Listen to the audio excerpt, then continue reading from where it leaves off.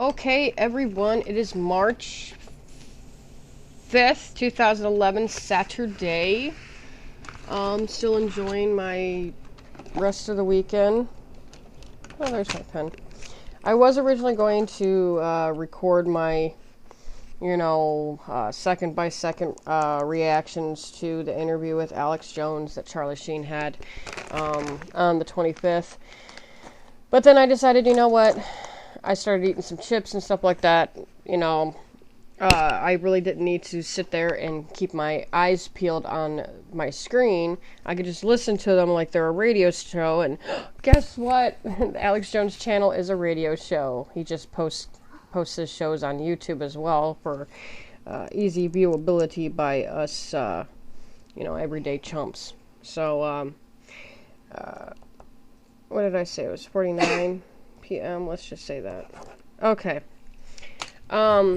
Basically, I started watching this, and, okay, 7:48 then. Screw it. Basically, I don't feel that I need to see the rest of it, although I will in the future. It's, call me crazy, maybe, somehow, maybe Walgreens messed up my prescription. And instead of giving me my Celexa, which is a mood stabilizer, they slipped me something that Charlie Sheen is supposedly on that the media is claiming that he is. Because I understood him. I thought that there'd be little codes that he dropped here and there like little nuggets. I was incorrect in that assumption. Okay, so, Nettie is an ass, she assumed. Whatever. I'm more than willing to be wrong. But I understood him plain as freaking day. You know why? Because I'm a 9/11 truther myself. And ever since this whole 9/11 thing has gone down, that part I was right about. And I was like, oh, I'm right. God. Okay, well, all right, I'm right. Let's move on. Let's chop, chop, clip, clop, let's go.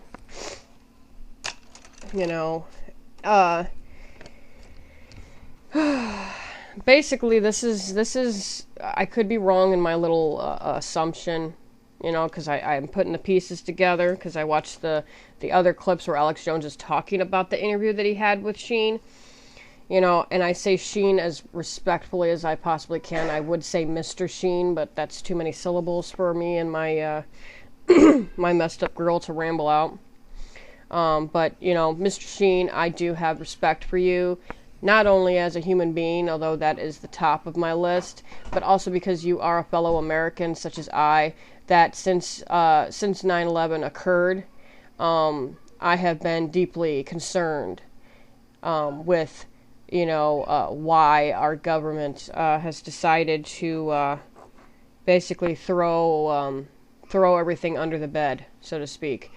And pretend like nothing happened, and let's move on, and da-da-da-da, see, what our government fails to understand,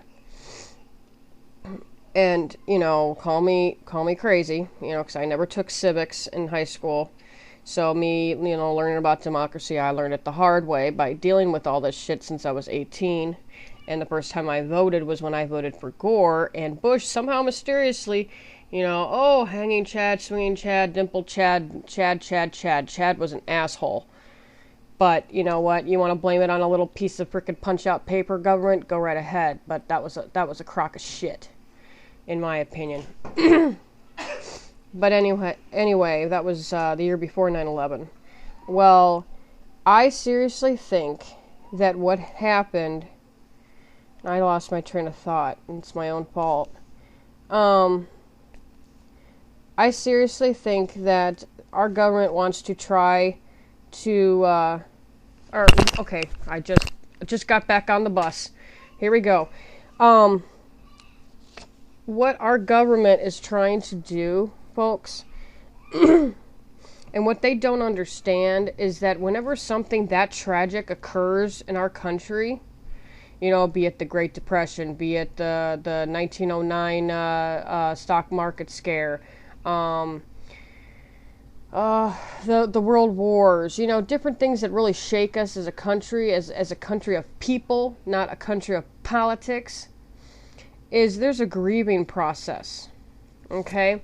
Let me just look up real quick, just so I got it straight, you know, because I've gone through the grieving process several times with counselors, but just,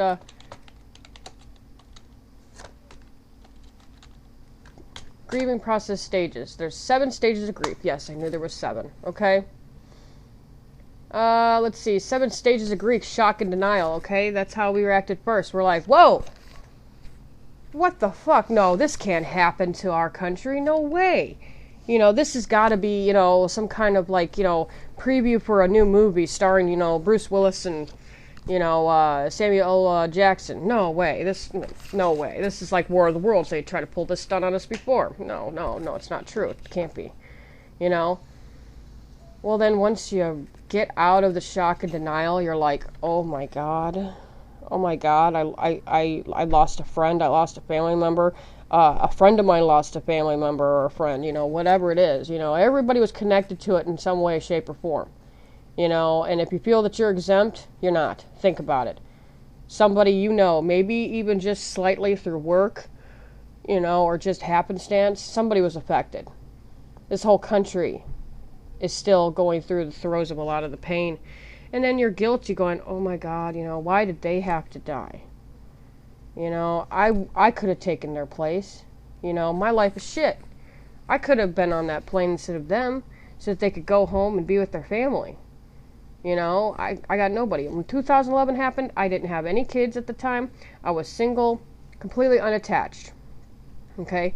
I went through the guilty phase. As soon as I realized what was happening was real, I was like, oh my God, you know, I'm just a person. You know, I got no attachments to myself. You know, why wasn't my ass on the plane? Instead of a random person that had a family, had, you know, a wife, kids, you know, or husband, whatever, you know, had a family that they had to get back home to. You know, why was I spared?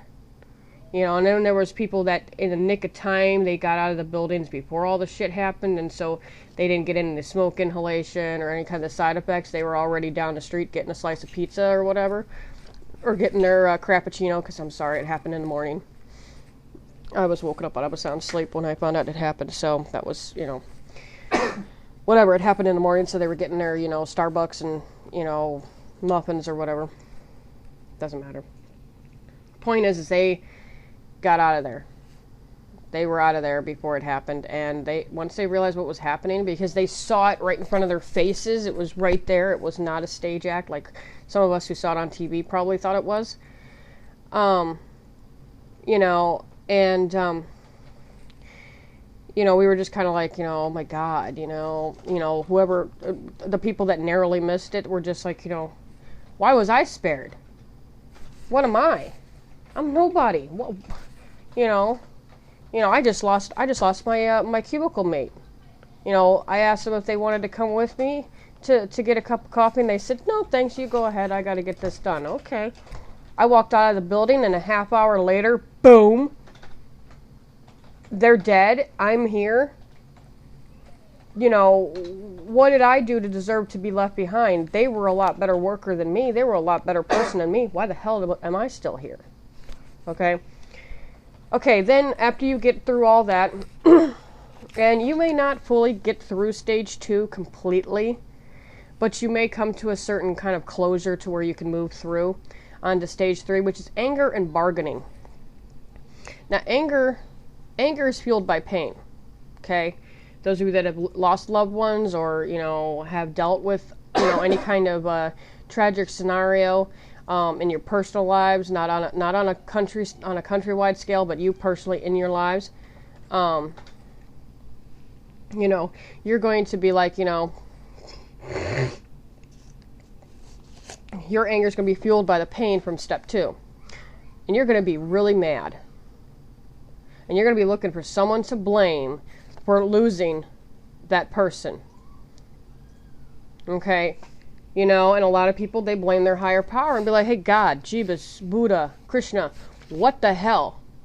You took my loved one away from me. Why? What the hell did I do to deserve that? What the hell did they do to deserve to die such an untimely and tragic death? What the hell? Are you kidding me? Don't give me this bullshit about free will. There's some kind of reason, right? And then you go into bargaining when we're like, oh my God, if you just bring them back, I swear I will do my prayers. I'll say my chants. I'll do anything. Just please, God, please just give them back to me. I'll do anything. And part 2 will come up with step 4 very soon.